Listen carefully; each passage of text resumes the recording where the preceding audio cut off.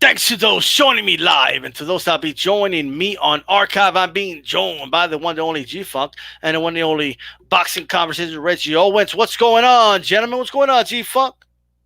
What's up, man? You ready? You ready to throw down this? What's up, man? You know, I'm always ready, eh? I know, man. I'll get you with that uppercut, Crawford style. Okay, I'm just saying. And what's going on, Reggie? Man, just chilling, trying to stay warm, man. It's freezing out here. Think we having a blizzard or something coming through Las Vegas. But just trying to stay warm and talk boxing. Man, it don't get cold in Las Vegas, bro. Okay, ain't nobody believing that. Okay, like I don't know about that. It's down in the 30s and 20s out here, man. In the 40s. Oh, okay. We went from 10 to 20 to 40. All right. No, the lows in the 30s. And the highs are in the 40s and 50s. It's freezing, man. Gotcha. West Coast, man. It's freezing out here. Yeah, it's getting a little cold here too, man. It's in like 30 to low 30s at night, man, or early morning, I should say. Well, for those tuning on archive, make sure you throw a jab at the like button. Make sure that like button does turn blue. All right. Make sure you do that before you continue listening. Okay. We do hope that you enjoy the show. Man, oh man, a lot to talk about here. Well, before we start, G-Funk, go ahead and tell everybody where they can find you. Well, you can find me right here on YouTube at GFunky84 Boxing. Make sure you subscribe, and I'm also on Twitter at GFunky84. So you can follow me there. I'm still new to Twitter, so don't really know what I'm doing there yet, but I'll get the hang of it. Just, give me some time, man. I'm old school, man. So I'm not used to all this new stuff, man. But you can follow me on those two platforms. Absolutely. Go ahead and tell everybody where they can find you, Reggie. Yes. You guys can find me here on YouTube at Boxing Conversations with Reggie Owens. I'm on Instagram, but all I'm on there doing is posting funny stuff and political stuff at what is my page on there? Reggie76544, Colleen zip code, and that's where you can find me at on Instagram. Just posting comical stuff to laugh at, and political stuff when I share it. So that's where you can find me. Absolutely, and you can find me right here 4 times a week. We have a full lineup for you today. Today is Monday, Aftermath. Tomorrow, Puncher's Chance with Ashley Knuckles. Mexican Latino Wednesday with G-Funk, and on Thursday, Boxing Conversations with Reggie Owens. So there's a lineup. This will be the final week where we have this lineup. DStyleBoxing will have the final award show, okay, on the 23rd. That'll be next Monday. That'll be my last scheduled live. Not that I won't go live anymore, but that'll be my last schedule. And then everybody's going to enjoy Christmas and New Year's and the whole nine. Then we'll be back in 2020, okay? Bigger and better than ever, all right? Let's go ahead and get this started. G-Funk, we've talked about this guy a lot, doing prospect watches on him, and here he is getting that much closer, all right, to the mountaintop. Virgil Ortiz stops Brad Sullivan. He's the first man to stop him. He stopped him in the 5th round. This is a gentleman that has fights with Demetrius Hopkins, Adrian Granados, and this is not only he was dominated and stopped. I mean, this was, in my opinion, impressive. Virgil Ortiz improves to 15-0 with 15 knockouts. What are your thoughts on his performance, man? Yeah, man. Couldn't have said it any better myself to what you said, man.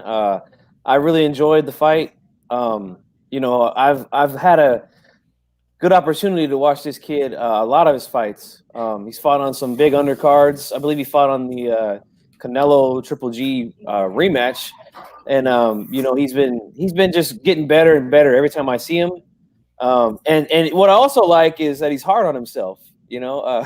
After the fight, they asked him about his performance, and he was like, maybe like a B, or honestly, I would have gave him an A if I was going to grade him on the performance. I think that he went in there and took care of business the way he's supposed to.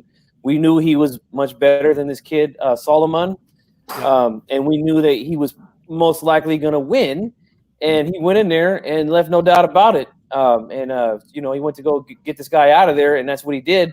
Although Solomon did give him some, some movement, made him think a little bit in there, which is also good for a young fighter like that. You don't want to just set him up so nicely to where he's just blowing through guys. You want him to work a little bit for it. And Solomon is not as bad as I thought. I had never seen him fight before. He had a couple of names on his resume, and he didn't do so bad against Ortiz. But I just think that Ortiz is just he's just more gifted all around than Solomon. And 15-0 with 15 knockouts, man. It's impressive, and I really, really like the growth that I'm seeing. I like the way that they're bringing him up. They're not rushing him like some guys, and I have a feeling we're going to talk about that guy later. But I really like the progression that I'm seeing out of him. He's got good speed. He's got good power. And he's showing that he's also starting to, use a little more boxing in there as well. So he's not a one-dimensional guy. And, I think he's going to just keep getting better and better, man. He's going to be pretty dangerous, man, in about a year or two, I think, especially, and he's going to be moving up to 147. And there's some names up there, man. There's some guys up there. So, we'll see how he does. But as of right now, I like what I'm seeing, and I was impressed with what I saw on Friday night on DAZN. So, good stuff, Virgil Ortiz. Absolutely. What are your thoughts, Reggie? Man, I like what I see with Virgil, man. This dude is a vicious kid, man, real vicious, and he attacks well. Great placement of punches down to the body. Great shots to the head, and his punch selections are on point. There was nothing this opponent can do with him, man. He just broke him down. Not to try to run through Brad, but he broke him down, and when the timing was right, he went in for that kill. And he did it perfectly in the last 2 rounds, dropping this dude, forcing the ref to come in there and save Solomon, because Solomon was going to fight his way through, but he's just getting beat viciously, man. You can start to see the expressions on this dude change. Those body shots are vicious. The shots up to the heads were vicious, and that's why he was dropping the way he was dropping. But I want to see where he goes next. I think he may need to take one slight step up, really see where he is, but take the slow progression. Don't rush this dude for no championship titles too soon. Just slow grind for him, man. But he has a bright future, and Oscar better make sure he do the right thing with this kid. But that's all I got, man. I like what I saw with him.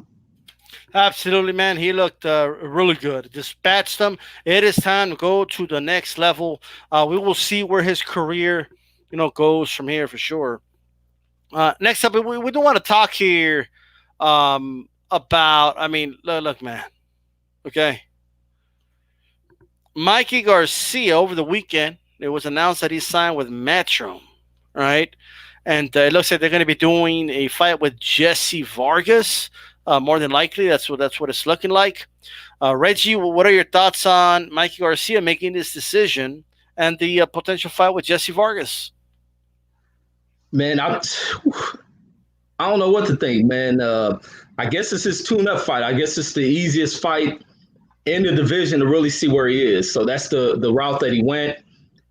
It must have been a great deal. Eddie needs a name over there. So that's another reason why I can't look down upon it, because Mikey, while he's making these moves that he's making, he's also putting a little bit of financial sense behind it. And hey, Eddie's desperate for big name fighters. So pulling him, especially what they want to do is, and DAZN is also doing that. The way they think they can attract in the American market is to go after big name Mexican fighters. So this is the thing they're doing 3 times in a row. Canelo, Ruiz has popped out of nowhere, and now you have Mikey, another Mexican star who they're hoping to pull up over there, and that's the reason behind it. But Jesse Vargas ain't the thought he's seen with a bigger name, but this is a 1-fight deal. It's a money deal for Mikey Garcia. See what he does with Jesse, just to kind of to see where he is, because his last fight at 147 didn't work out so well for him. So he'll get to test the waters against probably one of the lower tier names that's in the 147 division. So money move, and just to test to see where he's at. But that's all I have with this Mikey thing. So what are your thoughts on this this move, Chifa? I agree with Reggie. You know, it was a money move. He's going to go over there and you know, get himself a nice bag for this fight. Um, but I think that the matchup with Vargas, honestly, I think that would be a pretty good fight. Vargas is not, you know, the big sexy names. You know, he's not among the big sexy names at 147 that'll get people interested. But as far as the hardcores go, like we know Vargas he's a tough guy. He does have some skills, and you know he comes to fight, man. He comes to win the fight. So I don't expect him to come in here and just lay down to Mikey. I think he's going to get Mikey some real good work here. I do think that Garcia is just better. He's just more skilled, in my opinion. But Vargas is no soft touch, man. So, you know, he better take this fight seriously. Can't fight like the way he did against Earl Spence at his first fight here at welterweight. You know, he better be the Mikey Garcia that we know and that we all like to see. But you know, it's a one fight deal, so you know he wants to go over there, you know, get himself a nice check and fight a guy who's, you know, a pretty solid fighter at 147. So I like the move. You know, I think it's a good way for him to bounce back from that Spence loss, and I look forward to seeing it, and I want to see how he looks in there against a guy like Garcia. I mean, not Garcia, Vargas. My mistake. I hear you. Well said, Chief Funk. Look, man. I like the fight. You know, I know, like, I don't like the look. Let me put it this way.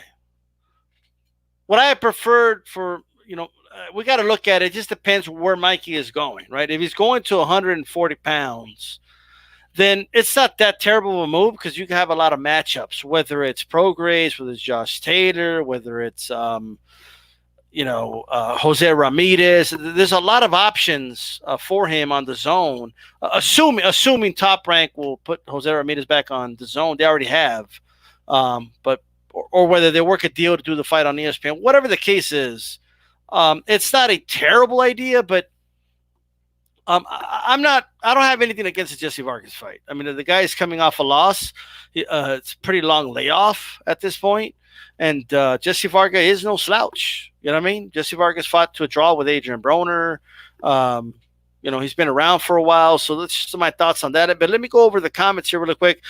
John says, what's good? Okay, 4-4 Boxing. Salute, fellas. Absolutely. Brooklyn Child Boxing. Salute to D-Style and the panel. And, of course, that is Reggie in the chat. KP from KC5. Salute, Kings. What's going on? T-Funk84. What's good with the chat? Jab the like button, excuse me. All right, 92 AKU. Says sub homies. Ryan Hung, yo, Jeff Horns at Alpha, who you got? Well, I mean, if we get there, I wrote it down. All right. Boxing Conversations, Reggie Owens, his salute, of course. You know, people greeting each other, greeting and all that. All right. Some more salutes from Teresa D. I thought Vargas was on tap for a fight at 54. I remember hearing something about that, but apparently not. Jesse Vargas is no slouch, so Jesse will come to fight. Absolutely. Okay. Okay, Mikey's too small to stay at 147. Well, we will see. Look, Mikey has a win over Lipinets, and Lipinets is not doing that bad at 147. I think people are overstating, you know, all that. You know what I mean? To be honest with you, the people pushing the narrative that Mikey Garcia was very small for 147 are people that, for whatever reason, don't want to give credit to Errol Spence for his win.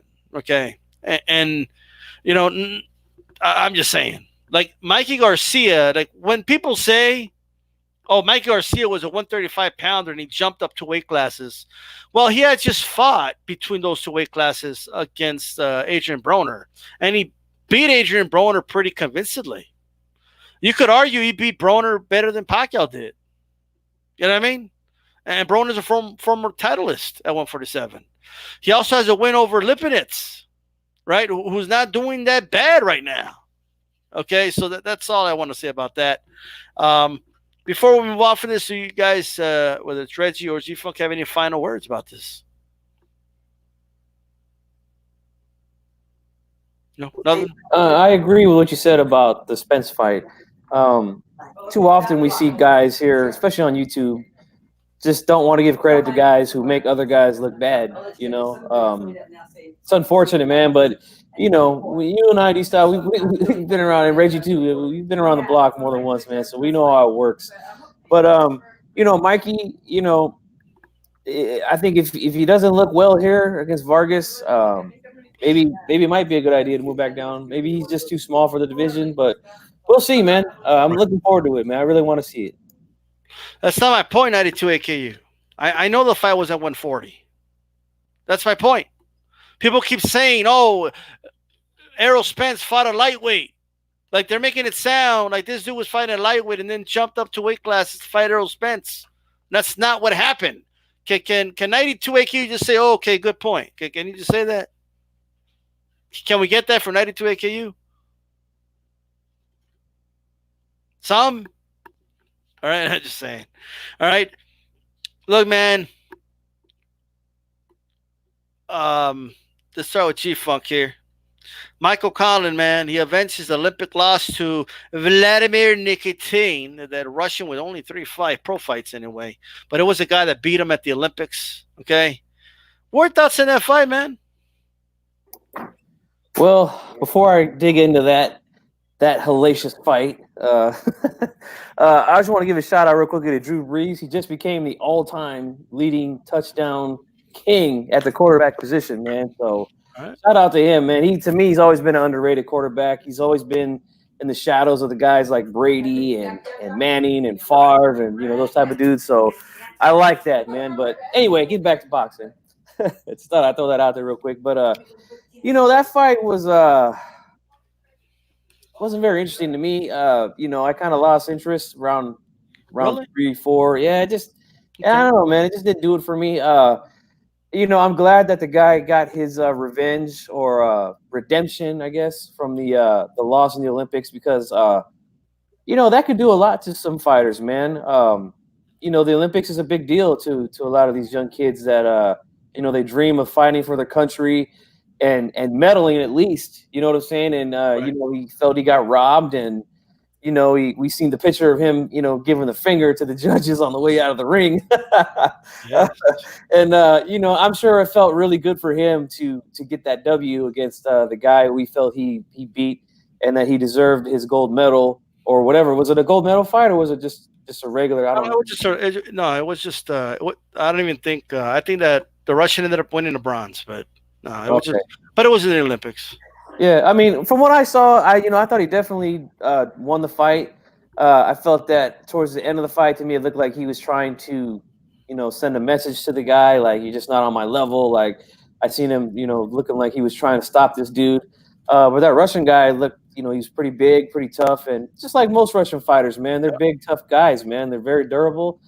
And, you know, they got some skills as well. But, you know, I was happy that he, you know, in his heart of hearts, you know, he said, you know what, I got to beat this guy just for that. You know what I'm saying? I got to get back in here and get that official win against this dude. And, you know, I'm glad that he did, man. And, you know, hopefully that will, I'm sure it won't satisfy that, you know, him medaling possibly in the Olympics, but I'm sure it's a little bit satisfying for him to get that W for sure. Absolutely, man. I definitely agree with that, but I don't know. I enjoyed the fight, actually. I don't think it was that bad of a fight. I think the Russian kept coming. I felt like Conlan, by the way, because I actually did the fight live. I mean, I think, you know, it was his right uppercut. He was doing really good with it. You know, he was setting it up, and then he would abandon it, and then he would struggle a little bit. But, you know, the Nikitin kept coming. Okay, there was a point in time where I was wondering if Conlan could go the whole fight without gassing out. You know, but, you know, credit to him. He made it through, and he got his W. He avenged that loss. Believe it or not, this matters to fighters. You know, I remember Lennox Lewis carried, you know, every loss, not just the amateur ones, but the ones from the amateurs as well. Not just the pros, I'm sorry, but the amateur losses as well. So very important. Reggie Owens, what were your thoughts on Conlan, bro? Man, Conlan fought a good fight, man. He had that jab working, man, and keeping the Russian at bay. The Russian looked strong, but it was nothing he can really do. He was at a disadvantage when he came in there. Conlan's movement, the way he will spin, kind of pivot off of shots, get his work off it. He boxed beautifully, man, and he separated himself. What they did in the Olympics, Nikitin stayed down at the amateur level of things, while Collins become a professional, and that's what his separation was. That jab, like I said, that jab kept the dude at bay.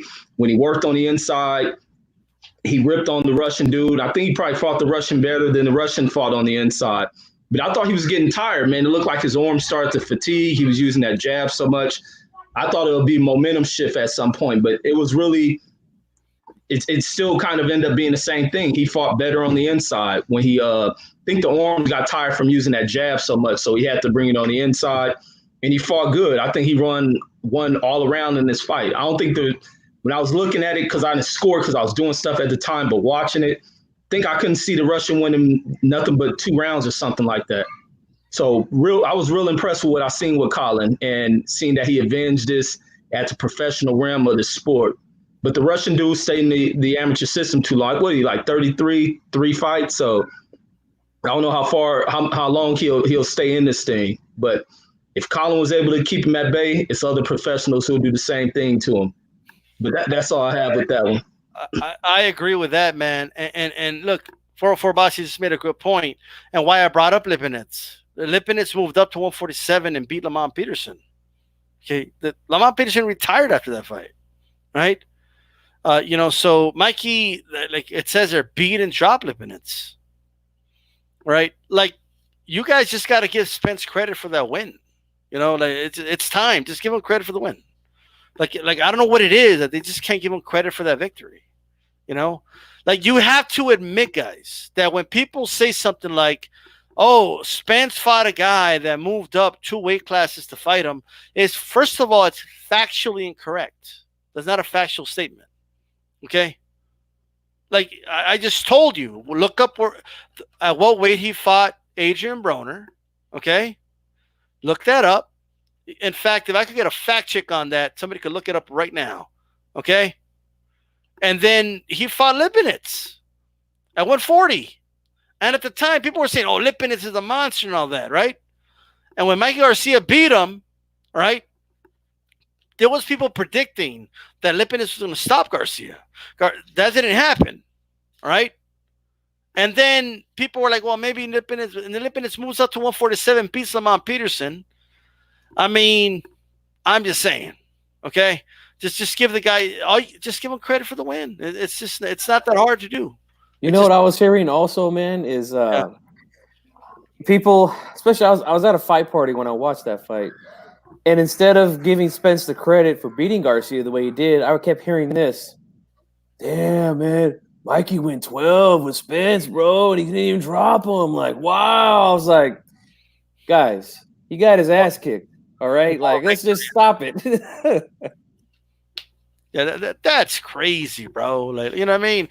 Teresa D dropping that super chat. Don't forget to jab that like button. Okay, so make sure you guys do that. Make sure we're at 19. Let's get a 20 ASAP. But anyway, with that said, all right. Well, with that said, Teofimo Lopez, all right, comes out. Reggie, talk to us about that. First of all, tired about how you were saying that Teofimo Lopez was scared to walk out to the ring and that he looked scared and all that. Talk to us, Reggie. Talk to us. You saw fear in his eye, like, "Oh, that dude, he's scared." Talk to us. Hey, no doubt, man. I thought Teofimo was shook because we had a long delay before they got into this fight. It taking forever to get up out there. When he came up there, he looked nervous. So I'm thinking the moment may have been too big for him, along with other stuff. So I'm like, man, what the heck's going on? When I see him get out there, still, kind of trying to read the expressions, still think he a little bit nervous about the moment. But this kid impressed the hell out of me. I can't take nothing away. I don't take nothing away from fighters.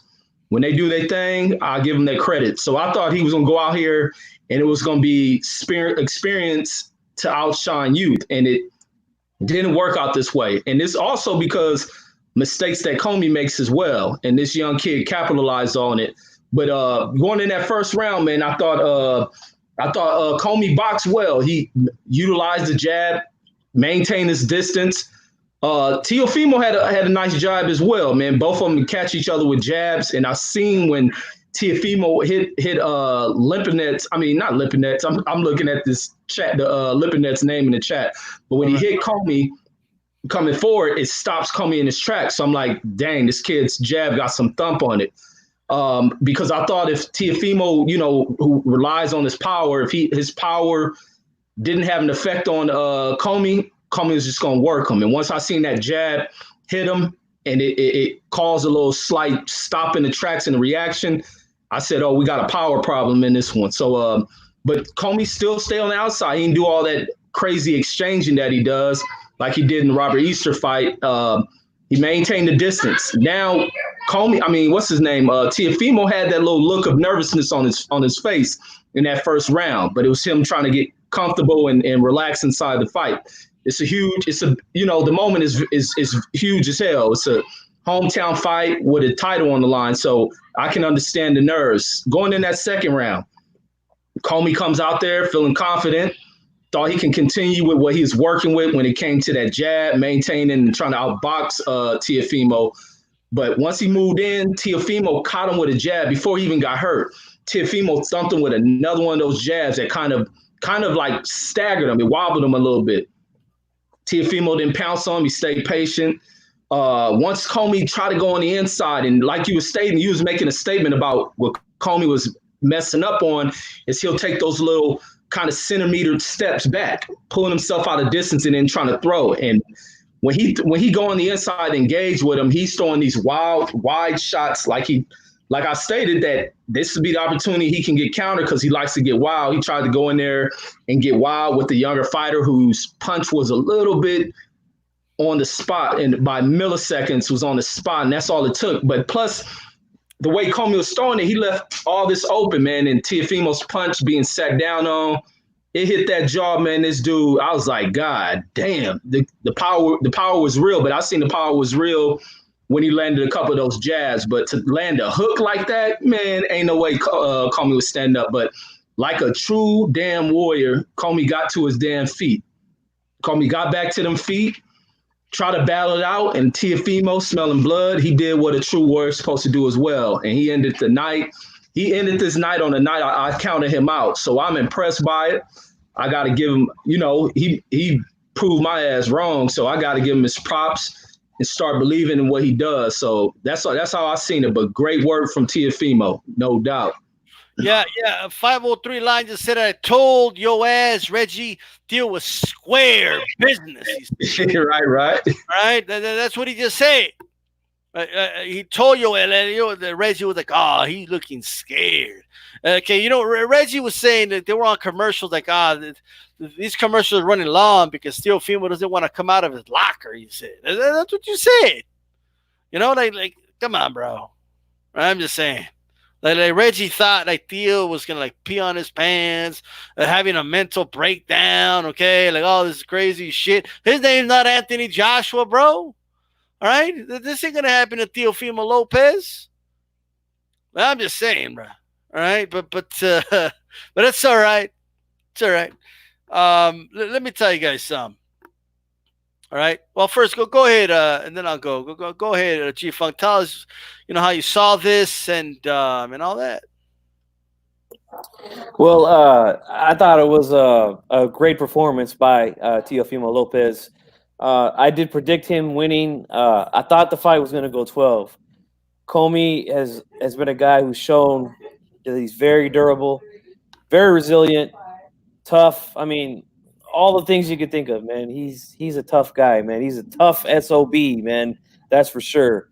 Man, there was a little piece of me, man, that wanted to say knockout so bad. And the only reason why I was thinking knockout is because a guy like Commey who he's willing to force exchanges, which is a good thing to do against guys who like to box and things like that. You're always open to getting hit with shots in between, Right. And he's very short and sweet with his punches, man. He doesn't throw a lot of wide shots. Everything he throws is compact and gets there real quickly. So I was thinking, man, he's going to be able to hit Commey with clean shots. I just didn't know if his power was going to be able to affect him the way that it did Saturday night. I did not expect that like that with one punch. You know, I was thinking if he was going to stop him, it was going to be around 8, 9, or 10. You know, after getting hit with so many clean shots, that he was going to maybe, stop him.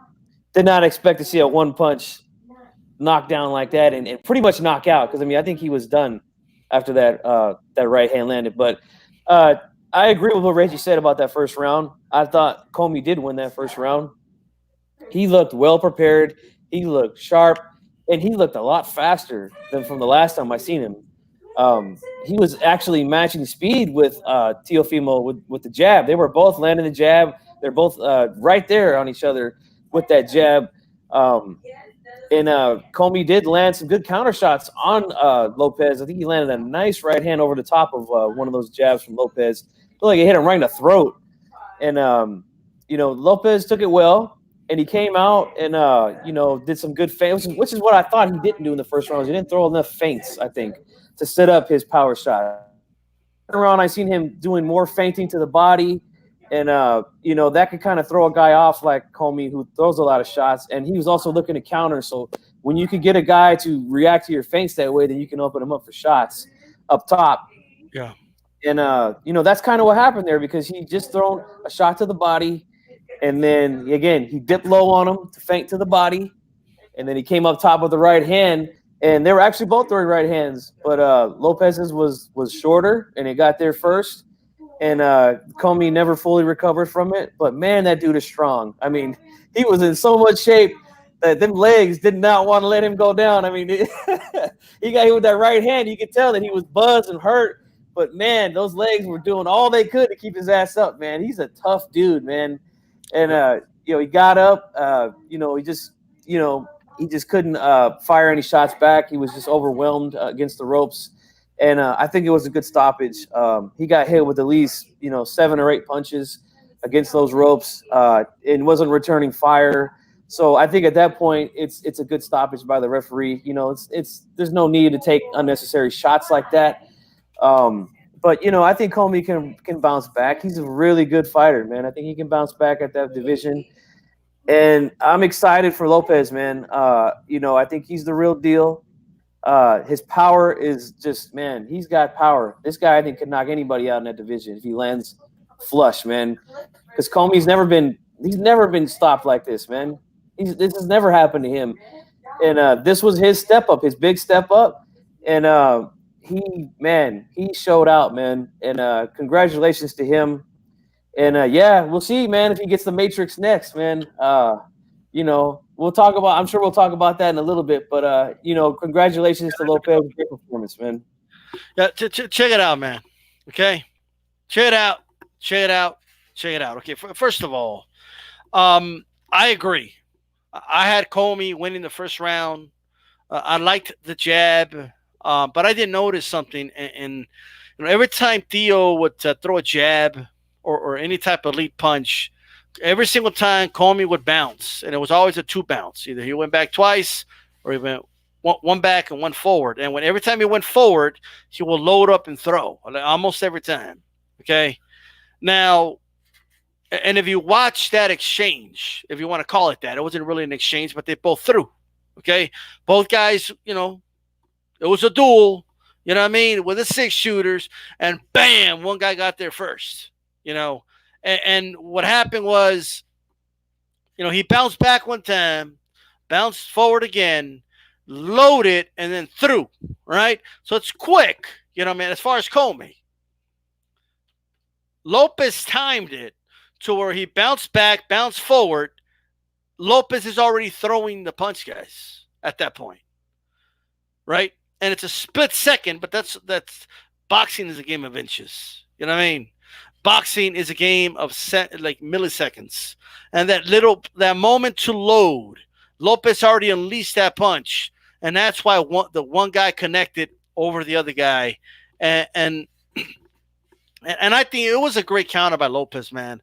I don't know if that punch was made to knock out Commey. I didn't think it would knock. He was going to knock him out with it, but I knew he was going to land something, And Commey, he does kind of get off balance at times, and there's just some issues I have with Commey in terms of the fundamentals, but he's not a bad fighter, but it does take him, time to get that engine going. And I think anyway, Commey should have been a little less aggressive for just the first 3 rounds, to get warmed up a little bit and get that engine going and start putting pressure, keep Lopez on his back foot. And I think that was his course to victory, but fortunately for him, it didn't go that way. Okay. If he would have been the one to land a punch, right, he would have won probably, you know what I mean? Because that was a hell of a exchange in that moment. But again, that split second, right? Bounce, boom, like right here, Lopez is already throwing the punch. All right. What's up to AJ10 in the chat? Boxing Dialogue in the chat. Joe Lopez 40 ounce in the chat. G Funky 84, of course, here and in the chat. All right. Or is that Ruben Guerrero in the chat? I don't know. All right. Shout out to 503 Lion, who says Theo will beat Loma. So let's get to it, because that's what everybody wants to talk about. All right? That's what everybody wants to talk about. Who wins that fight? Because a lot of Lomachenko fans are acting like it's ridiculous to even bring that up. But I hate to disappoint you guys. I really do. I got one word. Marinate. Okay. I don't think Top Rank's going to make this fight happen. Not next. And I know that's not what people want to hear, right? And I know he said he's going to go for undisputed, but even though he's got to get through Haney as well, but that's going to take some time. And now we have an interim champion. What a mess, right? But I don't even want to dive into that. But this fight, okay? Let me tell you something, man. Okay.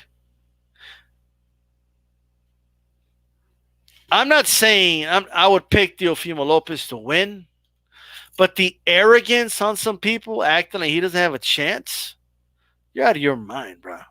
Okay? Like, did you feel the dude was invincible when Linares knocked him down? Did you feel he was invincible then? Because that punch was just a little harder. He probably doesn't get up the canvas. All right? If that punch landed a little sweeter, dude probably doesn't get up the canvas. All right? So that's important to note. Now, nobody's saying the fighters can't get hit and all that. I'm just saying that the arrogance in some people acting like, oh, that's dumb. Lomachenko can't be beat. Lomachenko's unbeatable. Really? Hey, G-Funk, in the section L for loss, is there a 0 right there next to Lomachenko's name? Last time I checked, there's a 1 there from that boy Salido. Unless you were tuning into ESPN at certain times, it would have a no there. Unless you were doing that. First time I thought the shit was an accident, but they kept doing it over and over again. And then they put the 1 next to the draw. Like, we're not going to catch on to it. What you guys think we're stupid or something? Put the 1 in the L section, motherfuckers. All right? I could cuss because it's my channel. I don't want people to complain like, oh, DStyle, you told me I can't cuss in the chat, and you're cussing. Too bad. Right? Too bad. I get to do it. Right? It's my channel. Yeah, I do what I want. Okay. Look, man. Lopez looked bigger than Lomachenko on TV. In this picture, Lomachenko looks bigger. Why can Lomachenko's going like this, bro? Look at him just trying to like size himself up. You know what I mean? I'm just saying. But here's my thing. Here's my thing. This is a fight, all right? And if Teofimo, now granted, I'll be the first one to say this. Bounce, load is not gonna you're not gonna time Lomachenko that way. You know what I mean? He's gonna have to find a different way to time Lomachenko. He might even have to get a little aggressive with Lomachenko, but I'm just telling you guys right now, this is a fight. This is a fight. This is not, guaranteed win. But I'm interested in two things. One, I heard, I don't even know if this is true or not, but I heard, okay, that supposedly Top Rank told, and if anybody in the chat wants to either confirm this, but I heard about this on Twitter, that they told Teofimo Lopez to cool down, right, with a call out of Lomachenko, right? So, and then Bob Arum, I don't know what this was about, okay? After the dude wins, he just achieved his lifelong dream, right? He's celebrating. It's a moment to celebrate. And although he did congratulate Teofimo, the dude said, don't fuck it up. That's what he said. Don't fuck it up. What are you talking about? What the hell? Talk to us, Reggie. Who do you got in this fight if it happens? And is Man, I can't knock this young dude anymore. I can't knock him. I think these young cats can have Loma's number, man. I'm not so much caught into the Loma thing. Yeah, he's gifted. He has great skills. But all the pivoting and this and that, what he does with a bunch of the other fighters he's had great success against, he's facing a guy who has athletic abilities to adjust to those movements, along with this dude being able to crack, this dude having a solid jab, and just setting things up. The way that Loma likes to duck up and down up under stuff, that's dangerous now, because this guy can punch down, throw hooks, throw uppercuts. That puts Loma right in the position of a lot of power punches, and that's the wrong thing to do against this guy. Can Loma sit up, fight tall with a jab? He can jab with a jabber. But in this one, I think the advantages are going to go with Teofimo, just from youth, athleticism, and now the experience of what he seen in the first round. Yeah, Loma was speaking about not being impressed. It was too quick. He didn't see enough. But hell, this dude ain't here for none of that. He had to get a dangerous guy up out of there. And the guy, even Commey would have gave Loma a hell of a fight, a very difficult fight. This Teo guy, I can't knock the young kid. But if the young kid fights a smart, patient, and intelligent fight, use those gifts, he'll put a beating on Lomachenko. And Lomachenko make one defensive move that's wrong, he's going to get hit with a heavy counter shot the same way that Commey did.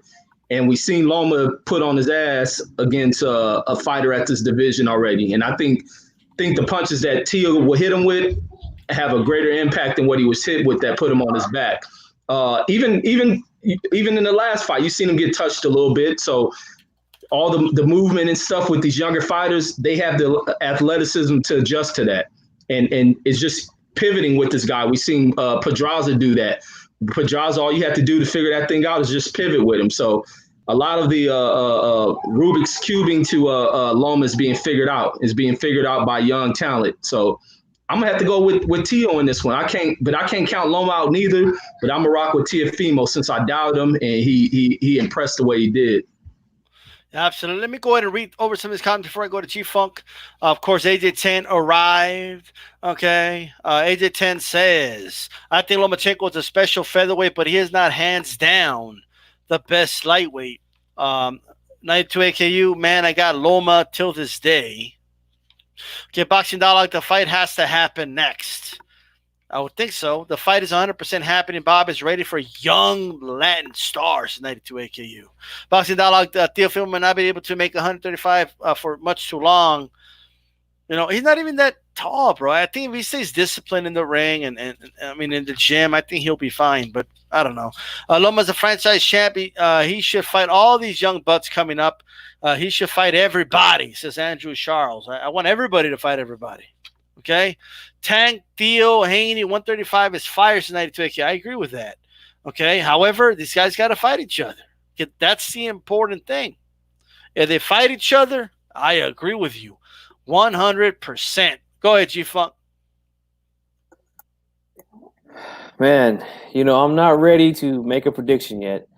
I don't go head first into my predictions right away. I don't have knee-jerk reactions to, these type of things. I was very, very impressed with what I seen from Lopez. Now that we know that his power is legit, that he can hurt guys, guys that are tough with good chins, like a Richard Commey. I think that, I agree with Reggie. He's got all the physical tools to match Loma. He's got the speed. We know he's got the power.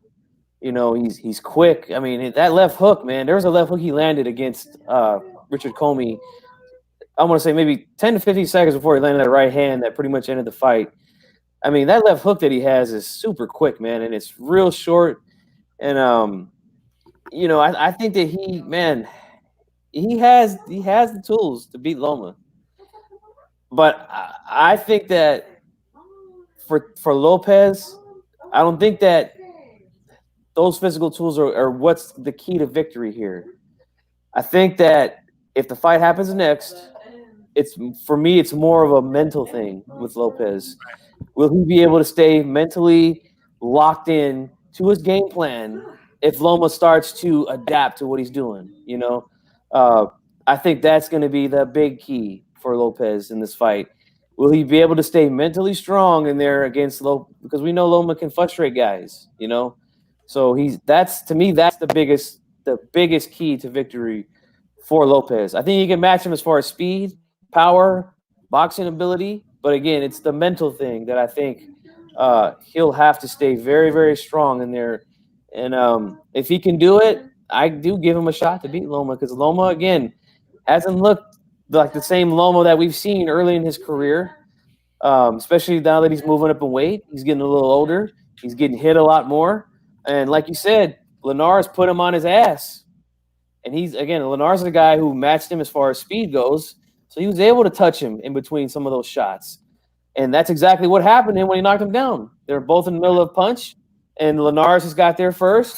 Loma goes down on his ass. Now, credit, he gets up and stops him. But if that same right hand from Lopez lands, does he get up?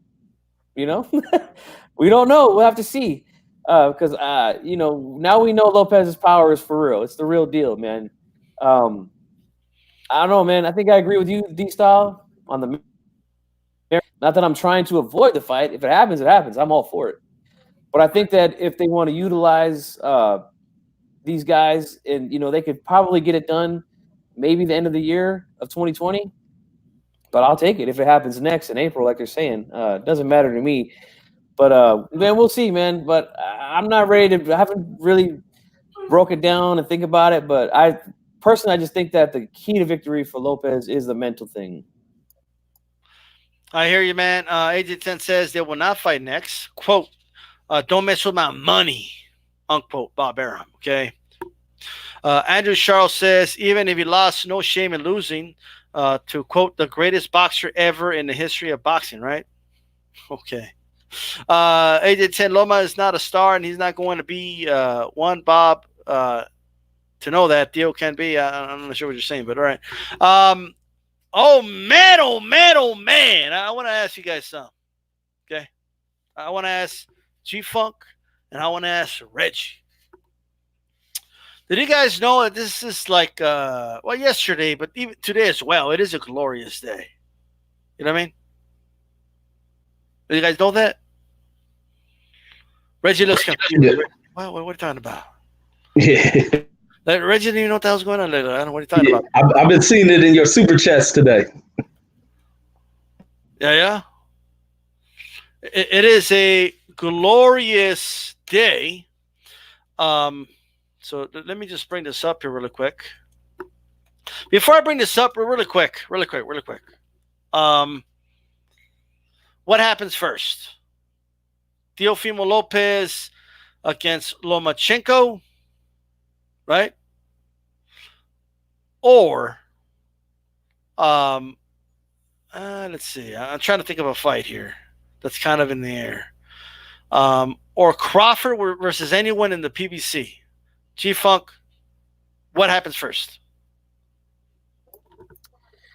If I'm a betting man, I'm probably going to say Lopez versus Loma happens before anything happens with Crawford and the PBC guys, which is a shame because there are so many fights that can be made with Crawford at 147. But for some reason, they haven't happened, and it's the funniest thing, man, because it's not like Heyman and Arum aren't going to work together. They're already going to work together with the the Fury Wilder fight. So, right. I don't I don't know what's going on there, but if I'm a betting man, I'm gonna say Loma Lopez. Okay, what about you, Reggie? What happens first? Crawford against anyone in the PBC, anyone, right? Or Loma versus Theo, and I want to know what the chat thinks too. Man, I think I might gotta agree with G Funk. I think I definitely gotta agree with G Funk. But then, yeah, I think I gotta. It's many ways I look at it, but I think I'm agree with G Funk. I think they will hold that one up definitely, because Bob's gonna create the interference when it comes to Bud getting the PBC fight. It's all on Bob Arum. Gotcha. Well, we'll see how it goes. I did some reports. I was busy and I just didn't get the time to look at it, but I looked at the headline, apparently on Boxing Scene, that Heyman and Arum will be working together to make fights. So, like, I don't know if Boxing Scene is playing with our emotions or something like that. You know what I mean? Like let's make them feel good during Christmas time. Season greetings, guys. And then, psych after New Year's, but we will see. Okay. You guys can look that up. I'm going to look it up after the show, and I want to know exactly what that's about. But if it's something stupid, by the way, if it's a quote, bro, where Bob Arum says something vague like, we're willing to work with everybody, including the PBC, right? Like, if he just said something like that, and it's not like an official statement, that Arum and Heyman have officially reported they're going to work together, I swear to God, Boxing Scene, I swear to God, okay? Don't play with my emotions like that, bro. Right? They went out fighting 2020, says AJ10. Loma versus Theo says, Batman tweet, he says, maybe Porter fights Crawford. We're going to get to that. We're going to get to that because that's the one everybody wants to talk about. But I first want to go ahead and release this, man. For those that don't know, and look, and by all means, and I mean this when I say this, I don't want to bring drama into these 4 shows because we like to just keep it boxing here, but it can't go without being said, right? There was some which has already been cleared and retracted, but there was someone that had said that Mark Ramsey himself had inspected the gloves, right, that Dillian Whyte wore to the ring against Rivas. All right, that was news to me. Okay, so I decided to go to I searched it. I first searched for it. I couldn't find it. Okay, so then I went directly to Mark Ramsey, first via Messenger and then via email. Okay, exchanged some emails. He did tell me that he will give me some official statement. All right, he said he would give me an official statement. In this case via email. And by the way, you guys will find out soon enough, but there's always someone that I know that's going to be doing a recording video interview. Okay, not audio. I apologize. Audio interview with Mark Ramsey. So that will be coming. Okay, I'm just letting you guys know that. Okay, this is a screenshot of the email that he sent me. It's on my Twitter. You guys can go to DStyleBoxing on Twitter to check that out. I'm about to share it right now. Okay. And here's what I'm going to do, if you guys don't mind. Okay, let me just bring this up here really quick. Give me one moment. All right, here. All right, hold on. Actually, you know what? Let's do this first. We're going to do this first. Okay. Right. I'm just going to go over some, first what I had, what I've gathered, and stuff like that. Okay. First of all, you guys seen Nam, who is a writer for BoxingJunkie.usatoday.com. Okay, he is a member of the Boxing Writers Association of America. That's just important for what I'm about to kind of show you. Okay, in case you're like, well, who's that guy? You know what I mean? So that's that. But where the hell? Give me a second. Okay. I had the quote ready, but I said, you know what? Let me just do this first, and we will go from there. All right. So let's kind of go over it a little bit here, okay, to kind of let everyone know how everything transpired. July 9th of 2019, Whyte and Rivas' team agreed to the gloves. Okay. Whyte and Rivas' team gloves were inspected and weighed and approved. For those that don't know, heavyweights wear 10-ounce gloves. I believe every weight class from 154 and above wears 10-ounce gloves. Heavyweights do sometimes wear, in most cases, extra large gloves because of the size of their hands, so they could fit. But the ounce is still the same, though. Very important to note. Whyte's gloves were DiNardo gloves, extra large, the same brand and same size he wore for Chisora. Okay, the flight gloves were not at the glove selection meeting. That's very important. That's a very important note. Filippo Lesis, the maker of DiNardo gloves, did confirm it was the exact same size and brand glove that he sent to Whyte's team. Okay, Friday evening, Filippo Lesis is notified by Whyte via text that he was sent extra large gloves. Filippo responded that they are the same exact gloves and size, just with a different cutter that Whyte had requested. The same brand, same size. He's already worn them versus Chisora. Okay, and again, his team did select that glove. Russ Abner did inspect the glove, and he himself said he was perfectly fine with those gloves. All right, just to let that known. There were other gloves that could have been picked, and being Friday evening, there was enough time to notify Rivas' team to do the inspection on Friday or the rest of that Saturday, and to weigh the gloves. That's a very vital thing to keep in mind. Okay, that's very important. All right, July 10th. All right, so let me just kind of go up here. There we go. Now, before there is a video of the DiNardo gloves guy here on YouTube. Okay, if anybody wants the YouTube video, you could search it very easily. But DStyleBoxing@gmail.com, I will gladly send you a link if you do want to request so you could watch that YouTube video. Or in fact, you know what? I'll post it on the description box when this goes archive. I can do that as well, probably tomorrow. So just to keep that in mind. If I do forget, you could put in the comment section, "Hey, DStyle, where's that link?" Put it in the description and I'll do so. Or you could email me. July 10, 2019, PRIFL TV interview. There's an interview of this, so you guys could actually go and look at it yourself. Russ Abner, who's not a roadie or an assistant, but part of Rivas' team, okay, part of the corner, was the one who inspected the gloves the day prior. States both can't summon members of the team to watch the hand wrapping. The gloves they selected are not in the room that team member said, right? This is the account he said, and it's very important to keep this in mind for what we're going to reveal in a moment, okay? They did not tell they did not tell him, by the way. He just noticed them and went to go tell Rivas' team. Again, very, very vital to kind of, that's a very important note and very important in the whole story. When the whole thing goes down, okay, by the time they get a hold of their promoter to see what the hell's going on, and Russ Abner, he's already there. Whyte already has the gloves on, okay? They did sign off on the wraps, okay? However, Russ Abner makes it very clear that the gap of time of when the guy noticed the gloves to when they went back and Whyte already had the gloves, they were not able to. There's no way for them to know if something happened with the wraps, okay? So it's just very important, okay? There's more of this on my Twitter, but what I wanted to kind of let you guys know, and I actually have the video there as well, by the way. You guys could check that out, okay? But so far from what I've revealed, okay, as I get the rest of it ready, Reggie, what do you make of this so far? From everything I've kind of gone over at the moment. Man, I don't see how these dudes are still in boxing. This is the thing. This it's just bugged out, man. All of it's bugged out. But all of it. Is any of it kind of like wow, or like is it surprising?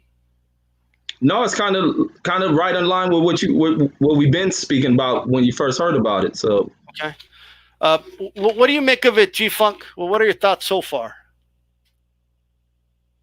I think G-Funk probably went on a best. Okay, there he is. No, I agree with Reggie, man. This is some bugged out shit, man. Some of the weirdest shit I've heard in boxing as of late. I mean, there's been some strange things that we know have happened with gloves and hand wraps and all that type of stuff. Right. But, I mean, This is up there, man. This is up there with some of the most bizarre cases I've ever heard, man. Right. Now here's so just to continue here. Okay, when the switch was first said, that when the switch happened, right? Whyte was on record saying that an undercard fighter took his gloves. Now it's for the record, the gloves were DiNardo gloves, right? Those are the ones. They weren't the only ones on the table, but those are the ones they selected. Okay. So they had said that an undercard fighter, Dan Aziz, had taken him. Now, Dan Aziz himself in an interview said that he doesn't, like, this was per seconds out. There's an interview here on YouTube, per seconds out, where he says, I don't know if those were Whyte's gloves, but yeah, I did. They did give me another pair. So he did need another pair, but even he was like not sure about that. You know what I mean? But we know it wasn't anyway. Aziz wore Grant's, not DiNardo gloves, as the video evidence will show. Okay, Ramsey himself did point that out in the IFL interview, so it's not really necessary, but we just wanted to kind of, show people that, to confirm that. It's not just Russ Abner saying it, you could actually see it. You know what I mean? So that's very important to know. Also, if Whyte thought that the DiNardo gloves were too big, and he had to get smaller gloves, right, it's important to note that Aziz himself, from what he said, a glove didn't feel comfortable, so he wanted a bigger glove. You know what I mean? So even this Grant glove couldn't have been Whyte's, or more than likely wasn't. You know what I mean? Just by all accounts. While there was, and then furthermore, there was two pairs that they selected at the glove selection meeting. And while we continue this, I want you all to keep asking yourselves, what's the point of the glove selection meeting? What's the whole point of it?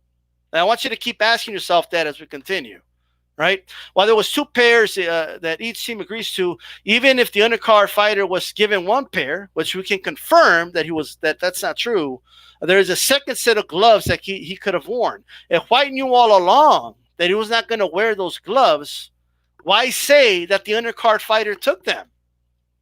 Like, why say that? You know what I mean? I guess there's a possibility that that's what he thought, but he already knew. According to the guy who sent him the DiNardo gloves on Friday evening, he had already told them after the weigh-in that he didn't feel comfortable, or that he tried out the gloves and they didn't feel right. That was on Friday. All right. Russ Abner is in the locker room. Dillian Whyte already has the fly gloves on. He is presented with a replica pair of gloves. And you guys could see this on the IFL interview. And he's told, here, you can inspect these. Not the ones Whyte had on, but the ones that the guy from the commission was holding in his hands. And Russ said, I don't want to look at those. Right? It's common sense. Why would he want to look at those gloves? For what? Those aren't the gloves, okay, that his fight is going to keep getting punched with. Why would he look at those? Furthermore, they tell him, well, Rivas could wear those too. Russ Abner, who knows his fighter, he's the one that provides his fighter with the gloves. This is the guy who wraps hands for Usyk, for a lot of Ukrainian fighters, okay, whether they're with Top Rank, whether they're with, he was just on the Top Rank card with Conlan, right? He was just there. So it's not, he doesn't just work with PBC guys or anything. He works with a lot of guys. He works with Usyk, who's working with Eddie Hearn. Very important note. So he knows Rivas' hand. He knows his fighter. And he said, Rivas can't even fit two fingers in here. Now, maybe that was hyperbole, but he's saying, no way Rivas' hand's going to fit in his glove. What does that tell you? You know what I mean? Plus, to me, that's always been a very vital point. Okay? So with that said, how are we so far? Do you guys have any, before we continue, Reggie or G-Funk, anything so far? Wait, so the thing you were saying about they presented some replica type gloves for them to look at rather than the ones that Dillian had on. This is following the fight, right? Right. So yeah, that's crazy as hell. No, no, And no, they don't know no, what. no, no, no, wait. No, I apologize. No. When and again, you guys can go to the IFL interview. Russ Hamner talks about it in detail right after the fight happened. Okay, but so he walks in because remember, they sent one of the team members to go watch the hand wrapping. They didn't know about the gloves.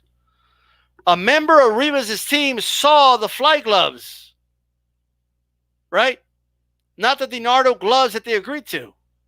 They were never notified about this, right?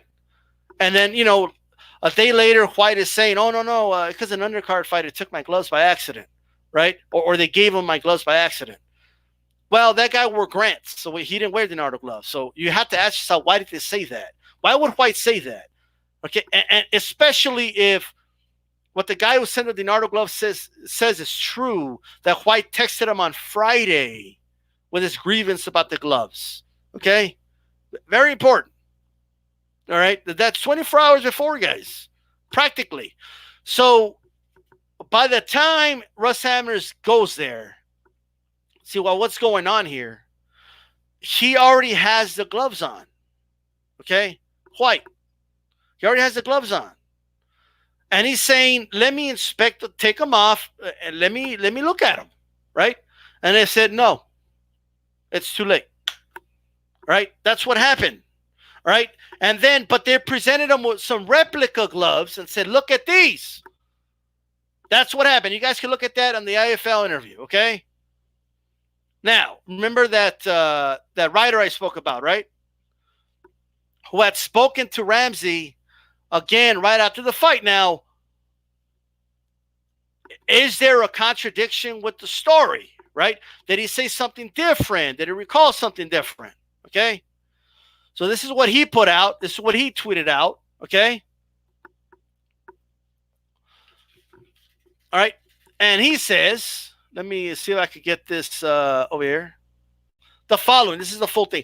Mark Ramsey, the trainer of Oscar Rivas, also confirmed to me that their team was in the dark about Whyte's positive drug test, as reported by Thomas Hauser. He also noted that Whyte clan had cheated on a selection of the gloves, claiming that the gloves were chosen after. All right, let me go this way. All right. Okay, the weigh-in at the presence of representatives of both sides. But on fight night, Ramsey claims Whyte changed gloves at the approval of the BBBOC and the WBC. Ramsey say they filed a complaint to the WBC.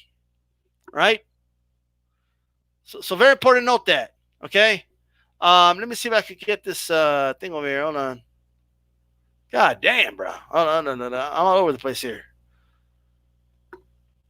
I can't get this other message here, but Chief Funk, what are your thoughts so far while I try to fix this shit? Dude, this is some like Scooby-Doo shit, man. This is like a this is crazy, man. It's like everywhere you go, there's another turn. This, that, man. I mean, this is obviously there's some dirty shit going on. But I mean, there's no doubt about it. I'm prefacing this before I show you the statement Ramsey sent me, right? And then, of course, I have a friend that's going to be doing an interview audio anyway. But I wanted to just kind of show this. I got it now. Holy shit. I don't know what's going on with my touchscreen today, but it's kind of messing up a little bit, although I think it's Twitter, to be honest with you. Ramsey says that at the rule meeting after the weigh-in, Whyte agreed to use DiNardo gloves.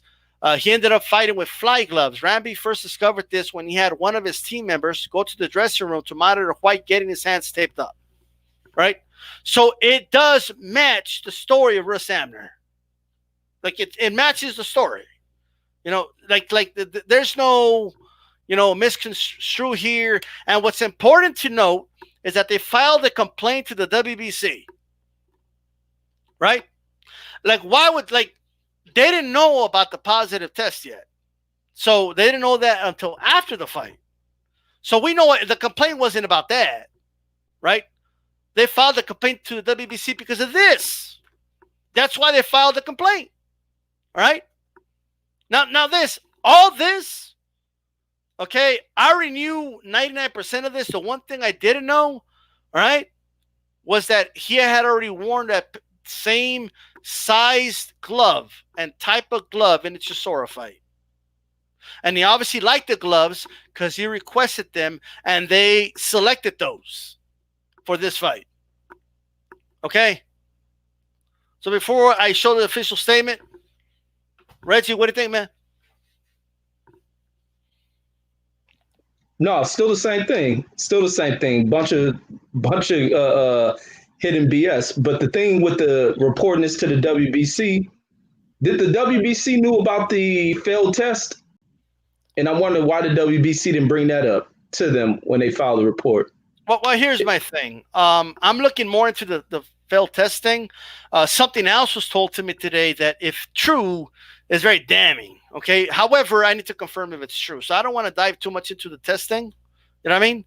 But I do know that the complaint had nothing to do with the testing because it was done before the fight. By the way, Russ Abner in that same IFL interview also says, just so people don't say it was sour grapes or anything, because we lost the fight. They submitted the complaint before the fight. Okay. Like, I'm just saying. Right. So, and also, according to Russ Abner, they were not able to inspect the glove after the fight. Okay. So, very important. And by the way, if they come out tomorrow and like, okay, here are the pair of gloves, there's no way for them to prove that those are the ones he wore in the ring. All right. Like, there's no way to prove that. So it's too late to do that now. There's too much secrecy in a glove situation. Right. And I'm glad Jupiter B brought this up because, he says having a rich promoter gets you out of anything. They cheated Rivas in every. Yes.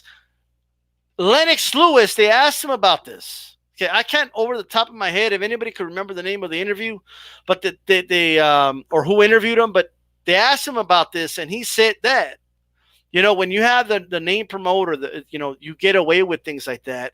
And then he said, but I don't want to say anything further. You know what I mean? So, just to add to the speculation, thank you very much, Chief. Follow that. DStyle bringing out the facts. Okay? FAX! Right? So, after getting in touch with Mark Ramsey, he's a busy guy. He sent this official statement. Okay? I'm not going to show you guys all the emails and stuff like that, or my email or his. You guys can find his if you want. Okay? I don't want crazy people just emailing the guy. This is the official statement, and you guys tell me if it matches, and it's remained the same. Hi, Eric. Like the protocol is after the weigh-in, both camp do a glove selection with the supervisor of the WBC. White camp selected the Nardo glove, but in the dressing room, the night of the fight, they want to put different glove. The local commission give him the authorization, but even more bad, the WBC support them and go against their own rule. Never saw this in 30 years of boxing. The problem was not the glove because they want to use Fly Glove, a brand that we know, but the fact that they never respected their protocol. Protocol is a key word here, and of course he puts his name Mark. Is that pretty much in line, G-Funk, with what they had already been saying? Sounds legit to me, man. And you put in some work here, man. But hey, sometimes that's got to be done, man. Especially when we saw what happened on someone else's channel. But yeah, man, it lines up perfectly, man. And then now we got the actual source, the primary source, the guy that was there. You know what I'm saying? So, well, Russ Abner was there too. Yeah. So, look, I'll be honest with you, Mark Ramsey probably, dude, this is old news. So why am I being asked this? He probably thought that. I know, I do believe he speaks French. I think French is his primary language. Anybody wondering about the grammar there? But it's okay. You know what I mean? What's important is the substance of what was being said. Okay, so he did reach out, and I did ask him specifically. Okay, they don't have a problem with the fact that there was a fly glove. It's not like, oh, no fly glove. I don't want you to wear that. You know what I mean? It's the protocol, right? So what did I just tell you guys? While we're going over all this, ask yourself, what's the point? Like, why do a glove selection meeting if you're not going to even wear those gloves? Like, what's the point? All right? And if something happens where, oh, man, you know what? Shit, I know like we selected these, but these gloves suck. Like, let me get some grants, or I like those flies or whatever. Let him inspect it. Let him look at the glove. Let him take a look at it. And then there's no secrecy, right? It's not an impossible situation, okay, that maybe he did. Like, I find it hard to believe because he had already worn that brand of glove. He had already worn that same exact size. But fuck it. Let's say that night they just didn't feel good. Okay. Both pairs, first of all, both pairs didn't feel good, right? Okay. Manufacturing problem. Maybe that, the dude that does those Italian gloves fucked up, or the Dinardo glove guy messed up, whatever. Let's just give him the benefit of the doubt, right? You knew on Friday, according to him. Let's say the guy's lying. Let's say he has that information wrong. Let's say that you didn't realize till 30 minutes before the fight that those gloves didn't feel good on you. Let's just give you the benefit of the doubt. When Russ Abner walks in, right, just let him inspect the gloves. If you would have just let him inspect the gloves, there is no issue. Now, before somebody tells me, well, the commission signed off on it, so that's all that matters, right? Then I am sorry. You don't give a fuck about the fighters. That's the way you feel. All right? You don't give a shit about the fighters. Right? I never want to see you shed a fucking tear if a fighter dies. Right? In the ring. This is a lethal sport, the most dangerous sport in the world. That's what this is. Just let the dude, because you know what else I noticed? They told him it's too late to take off Whyte's gloves. But they also told him, oh, Rivas could wear these gloves. What? I thought it's too late to switch out gloves. I thought, what do you mean? So there's enough time for Rivas to take off his rival gloves, the ones he wants to wear, okay, with the guy he's associated with, and put on some gloves that he did not select. There's time to do that. But there's no time to just take out the gloves off of Whyte. And nobody, by the way, nobody used Eddie Hearn as a fucking source. That motherfucker was ringside. He wasn't there. Okay? He wasn't there when this whole thing happened. He was ringside. Right? He's not a direct source. Eddie Hearn's argument has always been, well, the commission approved it. What do you want me to do? That's always been as a promoter, that's always been his stance. Let's say you accept that. Right? As a boxing fan, I am asking you to just think for a moment and ask yourself what they did. Was it fair? Do I know when it comes to gloves, guys, there shouldn't be any secrecy. Right? It should be to a point where the other fighter could say, hey, you selected the gloves. Your team approved the gloves. Your team saw me put on the gloves. Okay, so don't complain about it. All right? Simple as that. And for anybody that says, well, then why did Rivas' team fight then? Training camp costs money. It costs money to pay all these people to go out there. This is a big payday for him. You want him to not get paid? They say, you know what, fuck it. They decided to go along with it, but they submitted a complaint to the WBC. That's important to know. After the fight, just let them look at the gloves. But if you want to say, right? No, but they signed them off. Hey, G-Funk, you're in California, right? You remember Margarito versus Mosley?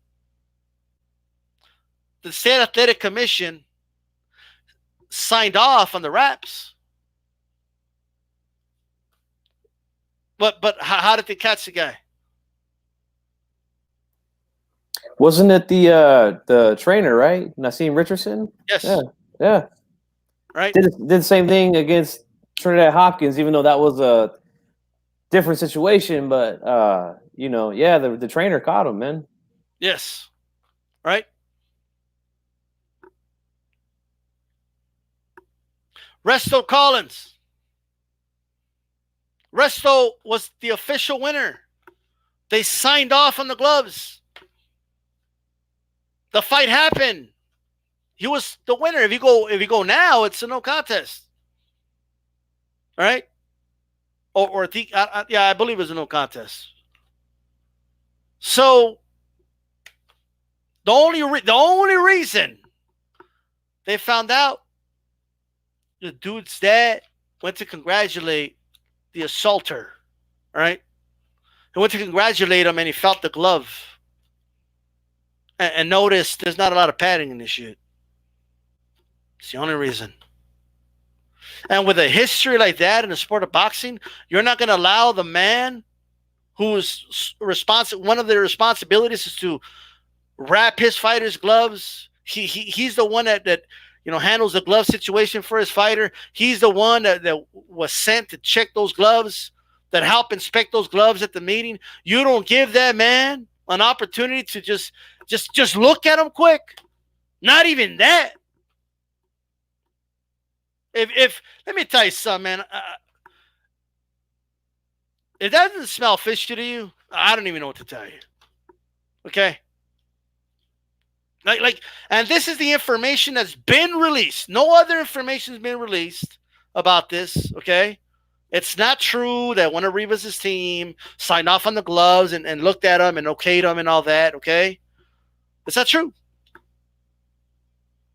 So that is that. They had a problem with the protocol, and we all know what the protocol is, right? Let the man look at the gloves. Is it that hard? It's your fault, okay, that didn't find out the last second. As Russ Abner said, if their guy doesn't notice that the glove's different, right? Like if you just look at the hand wraps and they put it on and that guy was just oblivious or not paying attention, Whyte walks into the ring and Russ Abner doesn't know that he doesn't have the Nardo gloves until they're inside the fucking ring, right? So make it what you will. We're going to move on. All right. But I'll give you guys, some final words on this, and then we're going to get to the big topic. Go ahead, Rich. Now, my views are the same as always has been with this, but I think Eddie more has to happen with Eddie, man, when it comes down to anything. And some of the parties that are supposed to ensure the safety of the sport, they have to be held up to the standard. But who holds them up? It's almost like there's a free for all within this damn sport. Like, what are the rules? What are the laws of this shit? And when you have no rules or laws that can enforce or uphold things, that's why you get a guy like Eddie Hearn going about doing what the hell he wants. And same thing, we got the other situation involving the same promoter when it comes to Cesar Chavez. And matter of fact, I called the state commission today on that to find out news after I see that, because it's the week of the fight and there's some press conference. So I'm trying to call the dang Nevada State Commission. The lady who answered the phone was like, she'll give the message to the executive vice president out here. And yeah. So but they want to know where I was from and this and that. I told them I'm a YouTube. I speak and report on the sport. So let them know my channel. I want to know what's going on. So see if we get back from that or if they going to come out with some news in the week to hit Eddie Hearn in his damn pockets. And it's stupid, even for Gabe Rosado, even though it's a money opportunity. I hate for fighters to be hoes and stuff. This guy got you sitting in the holding pattern, and at the final hour, you just gonna jump into this thing. Like, man, I hate that kind of crap. But the commission probably is gonna do some final hour stuff to wreck what Eddie Hearn is doing. And like Bob Arum said, this dude should be banned from promoting. That's what I said a while ago when we was speaking about the Chavez thing. They need to make a statement with this dude and ban him from promoting out here because he's going beyond the law, the rule of the law, and he can't play that he from the UK crap. Eddie knows exactly what he's doing, and he doesn't give a damn about nothing. Yeah, man, this keep doing that. Keep looking into that because that's interesting. Okay, Because you can get something on that on mandatorydefense.com, okay, or something like that, right? But yeah, I got to get with Ashley. I did give Ashley, and I don't know if he texted you, but we'll talk about that off the record, off the scenes. Yeah, I just seen his text today. All right, awesome. All right, so you can let him know about that. So you kind of maybe maybe Reggie can uncover some stuff. Inspector Reggie, right? Well, what have you been looking into, G Funk? What's going on? G Funk, looking into something. What's going on over here? No, I don't do much investigating, man. I like to stick to the basics of the sport, just the fights and the fighters. But after hearing all this stuff, man, that you brought out, I honestly don't know how this guy is even allowed to fight anymore, man.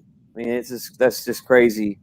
And to possibly have loaded gloves or gloves with missing pads or whatever. I mean, we don't know. The gloves weren't inspected, so to do that and put another man's life on the line just so you can win. And by the way, that's crazy. For anyone that's like, no, it's innocent until proven guilty. That's not the way it works with glove selection, right? You have to prove that the glove is legal, okay? And this is not like this isn't a murder trial, okay? That's not what this is. So we do not know, and that is a problem, guys, okay? The answer to were those gloves tampered with, I don't know, should not be an answer, okay? That shouldn't be an answer. The answer should be no, absolutely not. Like, Rivas' team okayed those gloves. What do you mean? You know what I mean? Like, that would have been different. Okay? Like, I'm just saying. But with that said, let's get to the main thing, man. I went long with that. I do apologize, but it is what it is. But let's talk about it. People be looking at the ticker like when is just going to talk about this? Right? But yeah, shout out to Batman Tweed, man. The assault that took a lot out of Cotto. But hey, the commission signed off. You know what I mean? And that's what people want to argue. So it is what it is. Let's start with you, Reggie. How do you see the Crawford fight, bro? It was a good fight, man. I ended up scoring as a one-sided fight. I only gave Mean Machine one round, man. I couldn't see too many rounds to give him, except the third round. What I put? I think that's the round where it looked like he dropped Crawford. In my eyes, I don't catch it as a knockdown, but hell, let's score it as a knockdown. Let's say the round he knocked down, since that's the spill being put out by everybody. So the round he knocked Crawford down is the round that I end up giving Mean Machine. But other than that, the one thing that Crawford was doing, the one negative I put on there, is he was missing a lot of shots. He was missing a lot of these just kind of wild, way out of position thrown hooks that were just way off the target. And also falling, not being so technically sharp and abandoning a lot of the technique, falling on the inside, getting caught with shots. Now, the reason why, to me, that wasn't a knockdown inside of because what happened in that sequence is Mean Machine hit Crawford with a heavy-ass right hand, twisted his damn neck, hit him with a heavy shot, and Mean Machine's going for other punches. Crawford went up under him, and while trying to grab at the dude, he's getting underhooked. Mean Machine's arm is coming up under there as he's trying to throw body shots while Crawford's holding him. He's trying to wing those shots, and it's kind of underhooking. And along with him trying to twist Crawford up off of him, he hits the ground. But we'll count that as a canvas. Crawford gets up. Count it as a knockdown since everybody's calling it a knockdown. He gets up off the canvas. Mean Machine can't do anything. Crawford went back to his boxing, maintaining distance. And then from there, he just went to work. And then following that round is where Crawford walked his dude with the jab. That very next round, Crawford come out there whipping that jab? He's whipping that right jab, just sticking this dude with it, backing this guy up. It was nothing Mean Machine can do. Crawford kind of really did what he wanted. 5 and 6 were close rounds to me, so people could have flipped that one any other way. Those could have been rounds that went to Mean Machine. There wasn't too much going on. They were close, but then in round number 7 is where Crawford dropped this guy. Crawford went into that high guard kind of shell thing and just went to work on this dude. Closed the distance, bowed this guy on the inside, worked him to the body.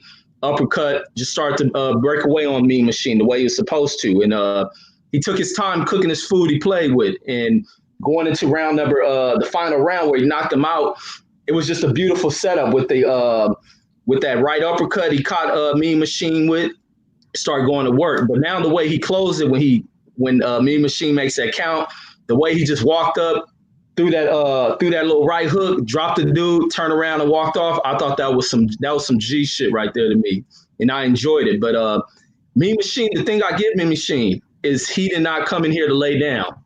He ain't come for that, and I respect fighters that come in like that. They don't care how high rated you are as a champion or popularized fighters. You got to prove it to him. And Mean Machine made Terence Crawford try to prove it because he stayed in there. But I think as the fight went on and he, started to be tired and broken down, it wasn't too much he can handle with Crawford still being kind of fresh. And the other thing, Mean Machine didn't fight like he normally fights. He didn't come in here applying a bunch of pressure, trying to go at Terence Crawford because he knew what the deal was, and that was where his respect from Crawford came from. But yeah, I like what I saw, but he'll have to clean up on many things, which he ain't about to fight this fight with the other top guys. But it was good work. It was good work from a guy who didn't come in there to lay down. All right. G-Funk, your thoughts, bro? Well, yeah, I had Crawford winning big on my card. But gotta give Mean Machine some credit. He didn't come in there to lay down.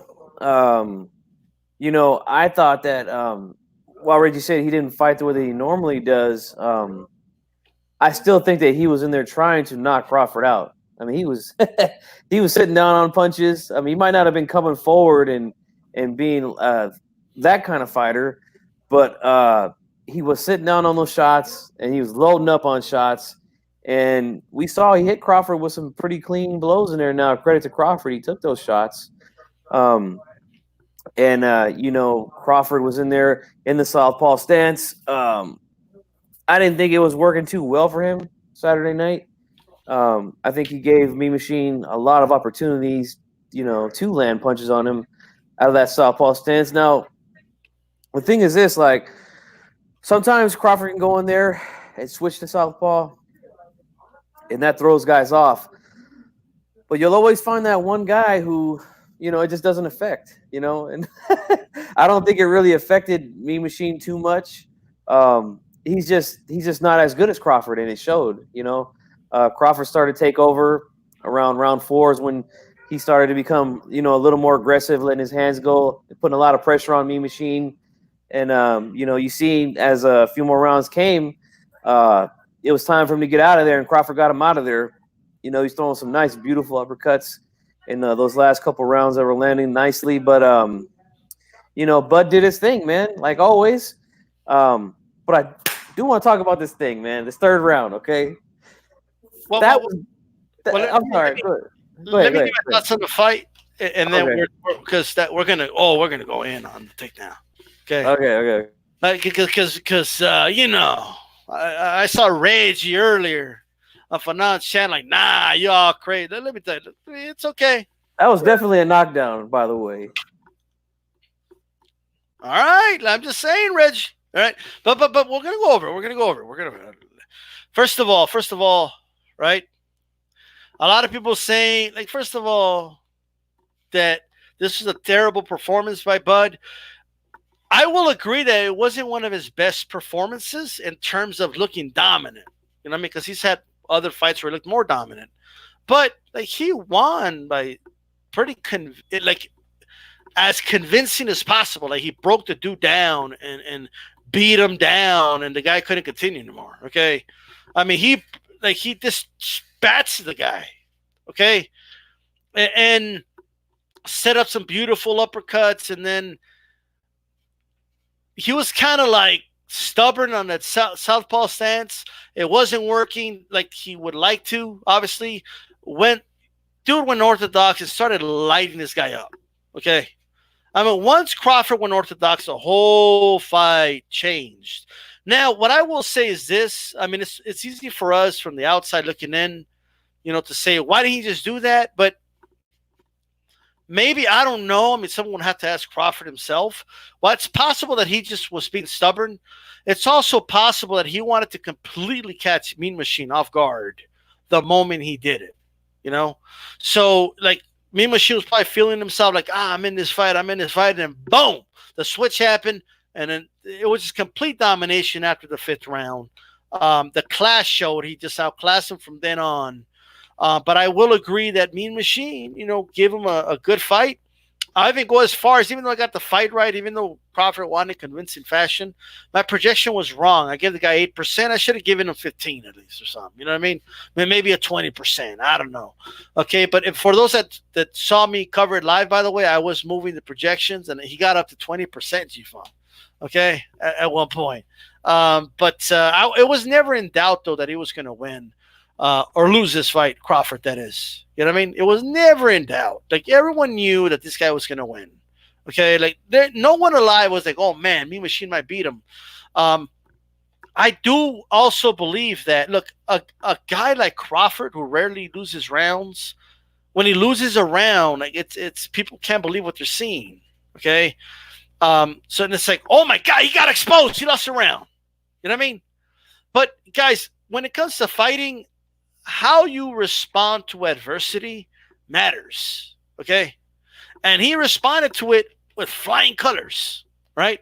Now we could dive into what if it was this guy, what if it was that guy. We could always dive into that, of course. But in this particular fight, Bud did his thing. You know what I mean? He did his thing, took this man out. But I know you were going to go into G-Funk. Go ahead, G-Funk. Okay, go ahead. Well, was it or was it not? I wonder what the chat thinks. Was it a knockdown? Right? I think it was 100%, without a shadow of a doubt, a knockdown. And, that's so what? Who cares? Like, this happens, man. This is boxing. I get it, but you're saying it was a knockdown, right?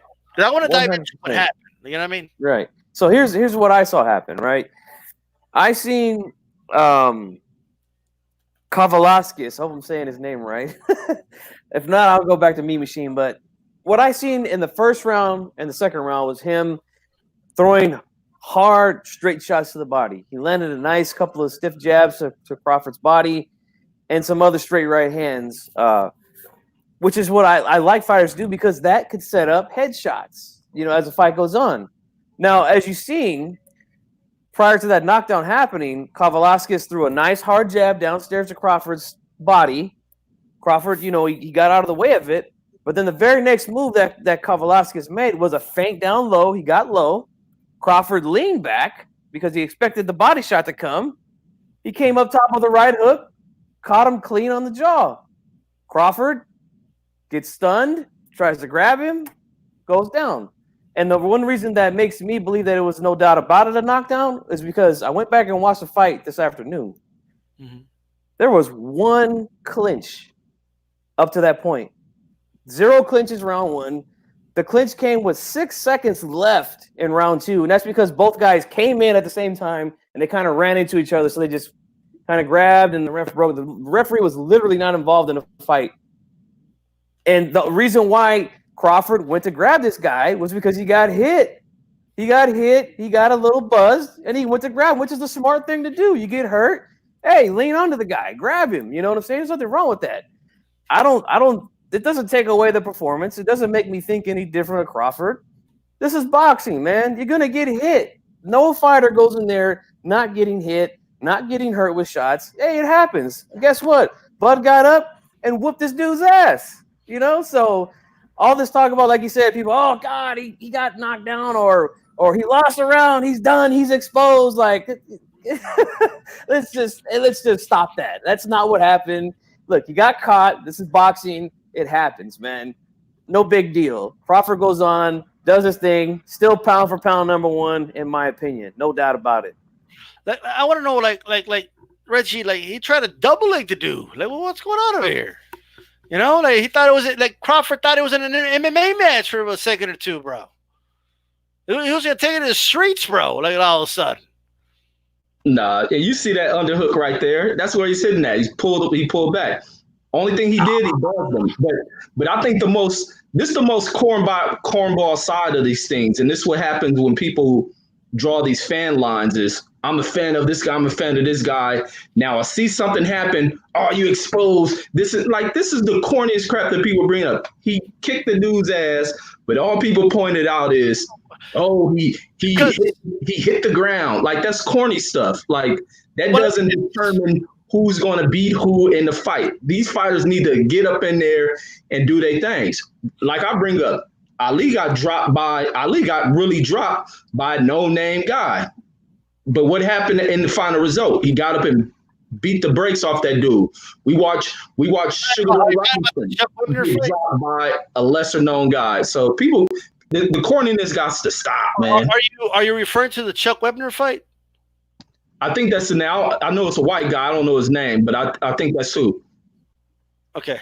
And just like Sugar Ray versus Rocky Castellano, whatever the guy's name, he dropped Sugar Ray. Sugar Ray get up, finish the guy. I get it, and no one's disputing that. But you are arguing that it wasn't a knockdown. That's why we're talking about it. You know what I mean? And this is why I say it. The guy catches him with that heavy right hand. All right. Did it buckle him? No, it probably buzzed him. But in defense, when he's going there, because he's facing, was about to go. Like, this dude was about to take the dude down, bro. Okay, like he was gonna, like, Bud was like, he went like he did an instinctual survival move after he got hit. Okay, that's what Crawford did. All right, like, he went to hold him because he didn't want to go down. Hey, one minor clinch in the fight leading to this. In the 6 seconds to go in the second round, man. So again, there's a reason why he went to grab the dude. He got hurt. It's all good, man. It's no big deal, you know. Because I want to make sure that we're pinpointing the topic, right? I agree. It's boxing. Guys get hit. I don't think it's a big deal. But we're talking about it because it's under dispute. You know what I mean? Like, when Ali was knocked down, everyone knew it was a knockdown. They weren't arguing, well, did he get knocked down? So that's not, there's no parallel to that. Right now, there is an argument talking, was this a knockdown? Yes or no? That is a topic. You know what I mean? So while I agree that there's going to be a segment of people just looking for something to look at when it comes to Crawford, I get that. You know what I mean? But dude, I'm one of the biggest Crawford fans I know. You know what I mean? Like, I'm not here drinking haterade against Crawford. Like, I'm just telling you, I thought it was a knockdown, right? And here's what I'll say. So here's how it went down, okay? Duke got popped in the mouth, all right? Okay? He was going to go down, right? But he needed a crutch, right? And his crutch was his opponent, right? He ain't going to hang on to the ref, right? So he's like this, and he tries to hang on. And Mean Machine didn't let himself get hanged on to. And he's throwing punches. Now, because Crawford is doing an infraction, okay? That's what holding is. It's an infraction. If the elbow pushed him off a little bit while he was throwing punches, that's Crawford's fault. He's the one doing the infraction. But I guarantee you this: if he wasn't hit by that punch, he wouldn't have gone down, Reggie. Okay? Like, it wouldn't have happened. He tried to hang on because he was hurt momentarily. Okay? He was buzzed. Okay? He looked like one of those dudes that's been at the bar and had a few too much. Okay? Okay? It's kind of like if somebody say, hey, man, Reggie got drunk and he stumbled and he fell, right? But you say, oh, no, I didn't fall. Like I hung on to the stool and the stool didn't hold me. So then, and then I fell, right? You can't say that. You fell, right? Crawford fell because he got hit with a punch. To prevent himself from going down, he tried to hold on to Mean Machine to prevent that from happening. Mean Machine moved out of the way, was throwing punches, okay? I understand what you're saying. Oh, maybe there was a push off or whatever. The guy is working in there. Okay. Crawford, who wasn't all there, goes down. You see it right there. It's not a big deal. Okay. It's not a big deal that he got knocked down.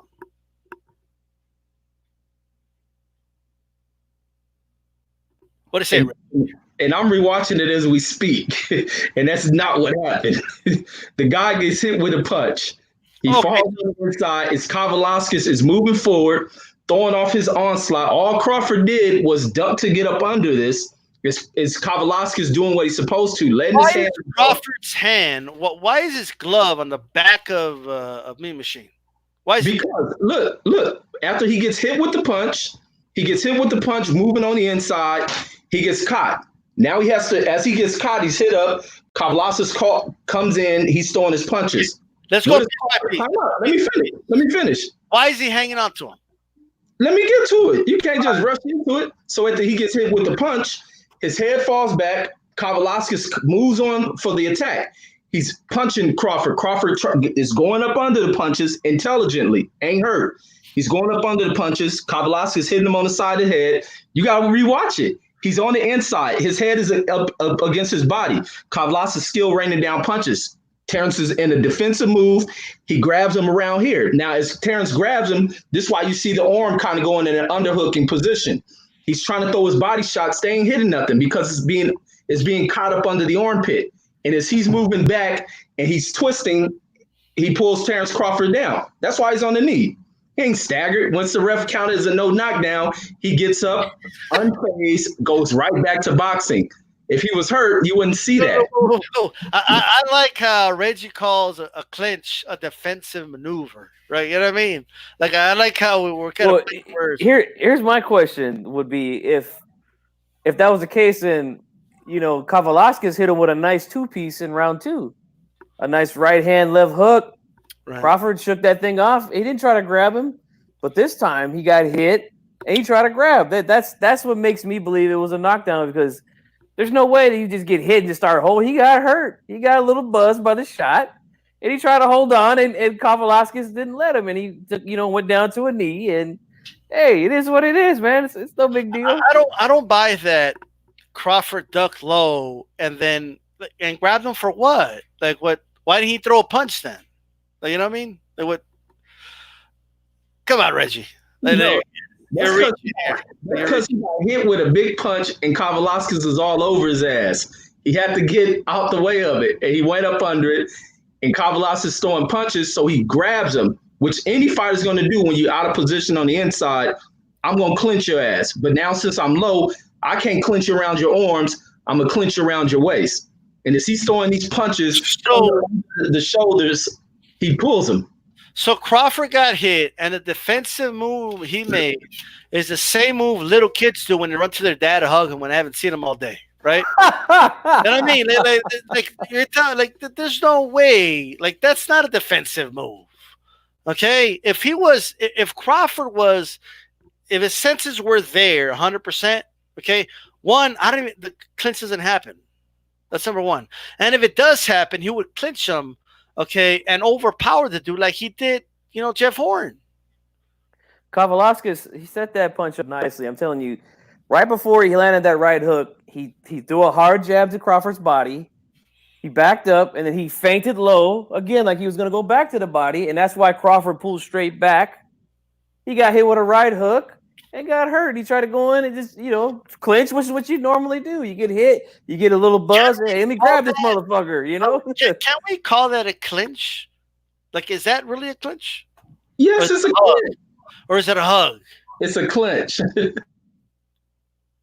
Reggie, I understand, like, when fighters are hurt, okay, they're taught to hold their opponent, right? So they recover. No, you don't have to be hurt to clinch nobody. That's false. No, I get that. No, that's not false. The fighters are taught that. That's not the only time fighters clinch, okay? But yes, you could hold a guy when when you're hugging out. When you could do a tactical clinch like a Bernard Hopkins. I get all that, okay? But my point is, in this case, you can't excuse the fact that he immediately went for a hold as soon as he got hit. That's what led me to believe it was a knockdown because he got hit with a clean ass 2-piece the round before, and he didn't try to clinch. He wasn't hurt that time. This round, he got hurt, and he decided to hold. Why didn't he go for the hug? All the other times he got clipped in the face. He got clipped a couple times. Yeah, but Kavaliauskas didn't get on his ass like this. That's how I know y'all ain't rewatched that. Y'all going with this knockdown theory. Because when he got hit with the punch, he started to try to get up out the way and start maneuvering to get out the way of the punch. Kavaliauskas is on him when he came down, punching shots. He clinched him to try to break that. That's why Kavaliauskas wasn't getting those head shots off. He started going up under the armpit, kind of going in the MMA kind of underhook, trying to throw these punches. He couldn't get his work off once he clinched them. Y'all got to rewatch this replay. Well, I mean, I watched it this afternoon, but you know, I don't think he was hurt to the point where Kavaliauskas was going to finish him. I think it was just a flash, one of those flash knockdowns. He got hit, got a little buzzed, and lost his balance. You could even argue that just woke the dude up. Okay, okay, you know what I mean? It happens, but either way. It is true that the ref did not count it, so it's not officially a knockdown. Right. Okay? It's like my grandfather always used to say, sometimes fighters need a good slap to the face to wake them up, you know? And we saw what Bud did after that. It was no contest from there, man. With that said, I think this proves how great Crawford is, okay? Because, you see, when Crawford has some adversity, like, he arguably got knocked down, and there's some people saying it wasn't, there's some people say it is. You know what I mean? It's a topic. Other fighters have a bad night, they get beat up, bend the knee, okay? They don't want to respond to the ref, arguably quit, stuff like that. You know what I mean? Other fighters get completely exposed. Like, you know what I mean? Like when Paul Williams had a bad night against Quintana, dude lost. You know what I mean? Got out box and lost, bro. You know what I mean? I mean, there was some adversity, but I do. Well, one thing I will agree with you, Reggie, and anyone who may agree with this is any adversity that Crawford deals with is going to be amplified compared to other fighters. Okay? Like when Crawford gets hit with a clean punch, it just stands out more than when, like, Lipinets gets hit with a clean punch. You know what I mean? Because you expect it with one guy, you don't expect it with another guy. Okay, let me read over this comment before we wrap this one up, guys. Fighters aren't taught to hold. They are taught to stop an opponent, momentum, or rhythm. It is to make the opponent reset, get a breather, gain a physical advantage. I think we're playing a little bit of semantics there.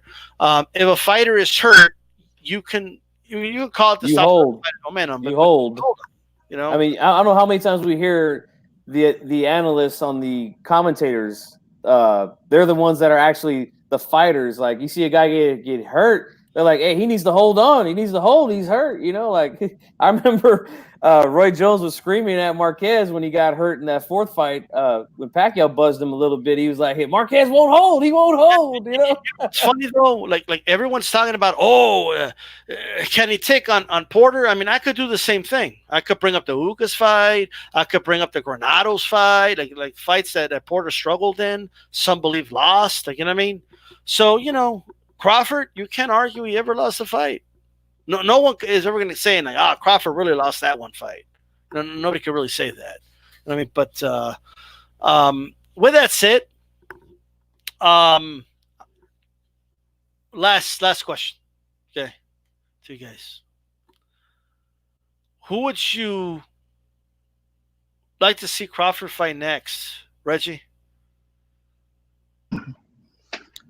Man, I want to see Earl, but man, I can't even call the Earl fight no more, man, because we don't know how he's going to return. Right.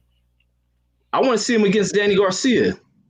I definitely want to see him against Danny because Danny I like Danny as a fighter. He may not be my favorite at the division, but Danny opens some interest because if Danny can catch you with one of them time left hooks, he gonna sit you on your pockets. I would like to see him fight him. Him and Crawford. Porter has been a test for everybody out there. I would like to see him fight Porter to see where he's at. But Porter doesn't define what he'll do against the next guy. It just shows how he handles a true test against a real rugged top tier dude like Porter. Porter made tough fights for everybody in this division, regardless of where you rate them at. Porter would be a good one, and I like to see Danny Garcia be a good one. Danny's tough as hell too. Danny ain't no easy walk in the park. He may start off slow, but he ain't no easy walk in the park. Those are the two fights. I'm not sure if I'm that interested in the Errol Spence fight anymore. If it was, and the crazy thing, people think I'm a Crawford fan because they hear me making this defense. I defend what's right in this sport. I ain't with the cornballness in the sport because people draw lines. But in the fight before the accident, I had Earl edging him closely, very close, tight margin edging for Earl. But those Porter and Danny Garcia is the one I'm interested in right now because we don't know where Earl is right now. I hear you. Chief-Funk? Well, of course, I would like to see him fight Crawford fight Spence. You know, I just don't know how healthy Spence is right now. You know, I would like to see him, you know, get some tune-ups in just to see if, you know, he can still fight. You know, I mean, he's lucky to be alive after watching that crash that he was in. But I do hope he gets better and comes back strong so we can see that fight. But shoot, man, I'll take any of them dudes over there at the PBC. Pacquiao, Thurman, Garcia, Porter. I mean, those are all spectacular fights, man, with Crawford. And I would love to see just about any of them. But if I have to take Spence out of the picture now because of his injuries and stuff, I think the guy that I would most want to see him fight would probably be Garcia. And the reason why is because Garcia is a guy he's got very, very good timing, you know, and he'll be able to time Crawford, you know, and I'm not saying he's going to beat him or knock him out or anything like that, but we know timing it can kill, man, you know. So that would be a very interesting fight to me. I think he beats Porter. I think he beats Pacquiao pretty easy. Probably the same with Thurman. Right. But I think the guys that will give him the most trouble would be Garcia and Earl Spence if Spence comes back to his 100% self. I want to show everyone this for those asking. For the Jeff Horn fight, this is NBT's projections. He's from Australia. Shout out to NBT. Giving a 32% chance to Jeff Horn, 6% draw, 62% Zerafa, the Chippendale. Okay, everybody knows this dude's a Chippendale? I don't know if you guys know that. Jeff Horn getting beat up by Chippendales, bro. Right? But that fight's going to be happening in about, I think, less than 48 hours. Okay, so nowhere to really watch it here, but we'll see how it goes, man. Jeff Horn trying to avenge his loss. Just throwing that out there. Make sure you guys follow NBT Boxing on Twitter. Look, man, of course I'm going to say Crawford Spence, but, you know, I honestly believe like there's fights they could do where, you know, if for whatever reason each side doesn't want to give their best guy or whatever, okay, you got Ugas, you got Dennis Swift Garcia, right? You got Porter. Like, there's options, and if you give the right offer, there's no reason this wouldn't happen.